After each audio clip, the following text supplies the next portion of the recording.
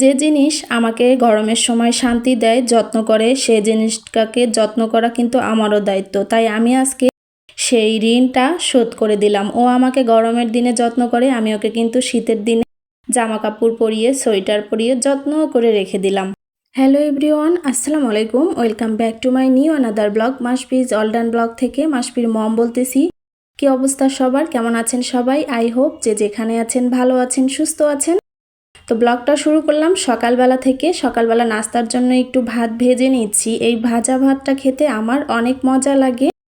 মাঝে মাঝেই কিন্তু আমি এই ভাজা ভাতটা খাই। তার সাথে সাথে মাসফিও পছন্দ করে, যদিও ওকে এর সাথে একটু ডিম ভাজি করে দিই।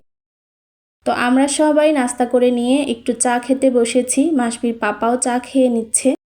ওর জন্য তো আমার দুধ চা খাওয়া যায় না, আমি দুধ চা পছন্দ করি, কিন্তু ও রং চা পছন্দ করে দেখে ওর পছন্দটাই এখন আমার পছন্দ হয়ে গিয়েছে।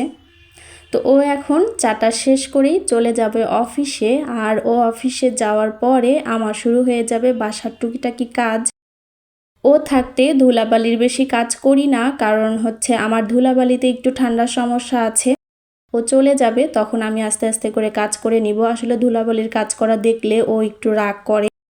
তো ও তো বুঝে না মেয়েদের আসলে সংসারের কত কাজ, কিভাবে যত্ন করে রাখতে হয় কোন জিনিস। তো আজকে ঠিক করেছি ও অফিসে চলে যাওয়ার পর আমি ধুলাবালির কাজগুলো করে নিব। তো ও অলরেডি অফিসে চলে গেল, আর আমি এদিকে দেখেন একটা ফ্যান কিন্তু অলরেডি পরিষ্কার করে নিয়েছি। এগুলো সুন্দরভাবে পরিষ্কার করে একে জামা কাপড় সোয়েটার যা যা লাগে সব পরিয়ে রেখে দিব। কারণ এখন তো শীতের সময়, ও তো আমাকে গরমের দিনে প্রচুর সার্ভিস দিয়েছে, আর এখন আমি ওকে সার্ভিস দিচ্ছি। তো এই যে আমি কিন্তু অন্য একটা ফ্যান নিয়ে বেলকনিতে বসে গেছি। এটা খুলে এটা পরিষ্কার করে শুকিয়ে রেখে দিব। এর নাট বল্টু আমি খুলতে পারি, কিন্তু নাট বল্টুটা আর লাগাতে পারি না। এটা রেখে দিব, আমার হাজব্যান্ড অফিস থেকে এসে এটা সুন্দরভাবে লাগিয়ে দিব। তারপরে যে চলে এসেছি, আমার বেসিনটা নোংরা হয়ে গেছে, এটা পরিষ্কার করব। এখানে কিছু গাছ রেখেছি, সেগুলো একটু ডিপ ক্লিন করে পরিষ্কার করে এগুলো সুন্দরভাবে সাজিয়ে রাখবো। বেসিনটা প্রায় আমি এক সপ্তাহের মধ্যেই পরিষ্কার করি, কিন্তু সব সময় ক্যামেরাতে দেখানো সম্ভব হয় না। তো এটাকে ভালো মতো ঘষে মেজে ধুয়ে পরিষ্কার করে আবার এটাকে মুছে তারপরে হচ্ছে বাকি জিনিসগুলা টুকিটাকি সব জিনিস আমি নামিয়ে এটাকে সুন্দরভাবে পরিষ্কার করে রেখে দিব। তো যারা এই মুহূর্তে আমার ভিডিওটি দেখা শুরু করেছেন তারা প্লিজ একটা লাইক দিয়ে একটা কমেন্ট করে আমার সাথে থাকতে পারেন। আর যদি আমার ভিডিওটি ভালো লেগে থাকে প্লিজ আমার চ্যানেলটি সাবস্ক্রাইব করে দিয়ে আমার পাশে থাকবেন। আর যারা অলরেডি এই কাজটি করে ফেলেছেন তাদেরকে জানাচ্ছি অসংখ্য অসংখ্য ধন্যবাদ এবং শুভকামনা। তো এই যে আমি কিন্তু গাছগুলো সুন্দরভাবে ধুয়ে আবার নতুন করে পানি দিয়ে এগুলোকে রেখে দিয়েছি। তো রেখে দেওয়ার পরে আমার বেসিনটা এই যে ফাইনালি এরকম দেখা যাচ্ছে। তো যারা আজকে আমার চ্যানেলটি নতুন ভিজিট করেছেন, আমার ভিডিওর কোনো অংশ যদি আপনাদের কাছে ভালো লেগে থাকে প্লিজ আমার চ্যানেলটা সাবস্ক্রাইব করে দিয়ে আমার পাশে থাকতে পারেন। আর ভিডিওটি যদি আপনাদের কাছে বেশি ভালো লেগে থাকে তাহলে কিন্তু ফ্রেন্ডস এবং ফ্যামিলির সাথেও শেয়ার করতে পারেন। তো আমি এখন শু ক্যাবিনেটটা পরিষ্কার করে নিব, আর এর উপর দিয়ে একদম র্যাক্সিন কেটে সুন্দরভাবে বসিয়ে দিয়েছি। টুকিটাকি সব জিনিসেই একটা র্যাক্সিন ছিল, সেটা কেটে সুন্দরভাবে বসিয়ে দিয়েছি। এই যে উপর দিয়ে এখন মুছে নিব, ভিতরের যত ময়লা ছিল জুতার ময়লা সব পরিষ্কার করে নিয়েছি। তারপর এটা একটু লক করে রাখতে হয়, তাছাড়া মাসফি যখন ইচ্ছা তখন জুতো সবগুলা বের করে নেয়, ওর জন্যই হচ্ছে এটা একটু লক করে রাখি। তো এই যে আমি কিন্তু অলরেডি আমার শু ক্যাবিনেটটা গুছিয়ে নিয়েছি। আর ফ্রিজের গায়ে তো এখন ধুলার সময়, চারপাশে ধুলা, দুই একদিন পর পরেই এটা না মুছলে দেখা যায় যে কেমন একটা তেল চিটচিটে বা ধুলা, হাতের ছাপ এগুলো পড়ে। তো আমি ফ্রিজগুলোও সুন্দরভাবে মুছে নিচ্ছি। এই কাজগুলো আমার হচ্ছে সকালবেলা নাস্তার পরে করলেই ভালো হয়, তাছাড়া কিন্তু ছোট দিন দুপুরের রান্না গোসল শেষ করে পরে এগুলো আর গোসল করা শেষে এই কাজগুলো করতে কিন্তু একদমই ইচ্ছা করে না। আর গতকাল সন্ধ্যার সময় একটা ভাবি এসেছিল, তো ওকে চা দিয়েছিলাম। তো চা খাওয়ানোর পরে জিনিসগুলো ধুয়ে রেখেছিলাম, এখন শুকোতে দিলাম। এদিকে আমি সিম আলু ধুয়ে নিচ্ছি, এগুলো দিয়ে আমি বাটা মাছ রান্না করব, একটাই তরকারি রান্না করব। আর এর আগের একটা ভিডিওতে দেখেছিলেন বেশি করে গরুর মাংস রান্না করে ডিপ করে রেখেছি, তো ওখান থেকে কাটি আজকে বের করব, বের করে গরম করব, তাহলেই হয়ে যাবে। তো এদিকে আমার মাছগুলো কিন্তু কষানো হয়ে গিয়েছে। মাছ উঠিয়ে নিয়ে এই মশলাগুলোর মধ্যেই আমি হচ্ছে আলু আর সিম দিয়ে দিব। আমি কিন্তু এভাবেই রান্না করি।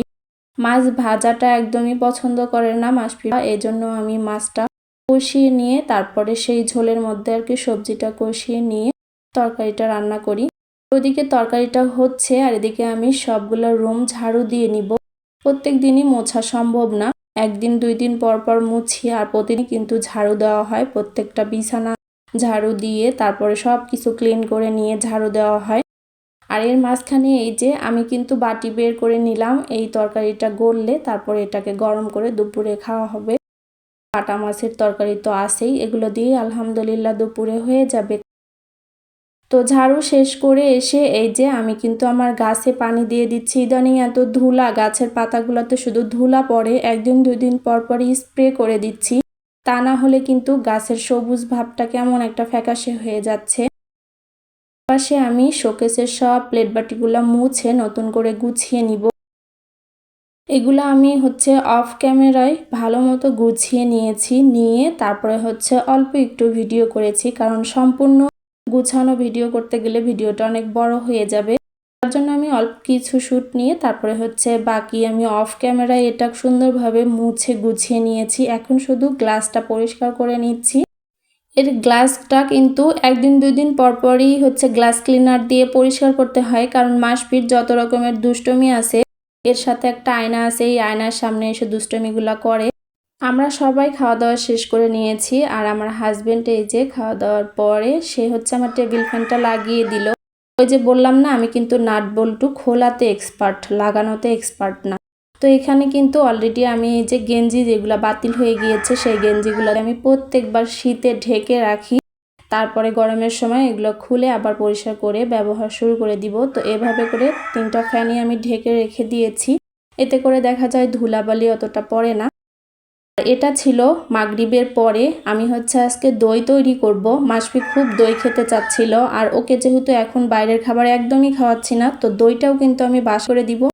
আমি কিন্তু 1 কেজি দুধ 1/2 কেজি করে নিয়েছি, আর এখানে আমি চিনির ক্যারামেল তৈরি করে নিচ্ছি। এতে করে দইয়ের কালারটা মাশাআল্লাহ অনেক সুন্দর আসে, একদম পারফেক্ট দইয়ের কালারটা আসে। তো ক্যারামেল মিক্স করে তারপরে একটু জাল করব। জাল করার পরে এই দুধটাকে কিন্তু আমি ফ্যানের বাতাসে একটু ঠান্ডা করে নিব। এই পাশে দেখতে পাচ্ছেন এই যে দই নিয়ে এসেছি, এই দইটা এর সাথে মিক্স করে দই বসিয়ে দিব। এখন আমি দই মেকারটা বের করেছি, এটা দেখেছিলেন আমি কিন্তু যখন বাবার বাসায় গিয়েছিলাম তখন এটা কিনে নিয়ে এসেছি, তখন কিন্তু একটা দই বানানোর ভিডিও শেয়ার করেছিলাম, মানে দই বানিয়েছি সেটা দেখিয়েছিলাম। বাসায় এটাকে আনার পর আর দই বানানো হয় নাই। তো আজকে মাসফি বলল যে মা দই খাবো, তো ওর জন্যই আর কি দই বানানো।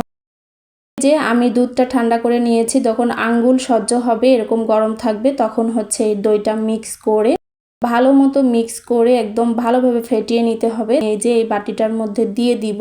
এই বাটিটার মুখ বন্ধ করে একদম 6 থেকে 8 ঘন্টা কারেন্টের লাইন প্লাগটা দিয়ে রাখবো। যখন সকালবেলা উঠবো তখন দেখবো আলহামদুলিল্লাহ দইটা হয়ে গিয়েছে, এতে কোনো প্রবলেম হয় না। আমি এর আগেও দই বানিয়ে দেখেছি, দইটা অনেক ভালোভাবে বসে। এখন শীতকাল, হয়তো 1 ঘন্টা 2 ঘন্টা বেশি লাগতে পারে। এর পরের ভিডিওতে শেয়ার করব দই ইনশাল্লাহ কেমন হয়েছে। দইটা হতে থাক, তার সাথে সাথে বিদায় নিয়ে নিচ্ছি। দেখা হয়ে যাবে নেক্সট কোনো ভিডিওতে। ততক্ষণ পর্যন্ত সবাই ভালো থাকবেন, সুস্থ থাকবেন, আমাদের জন্য দোয়া রাখবেন। আল্লাহ হাফেজ সবাইকে।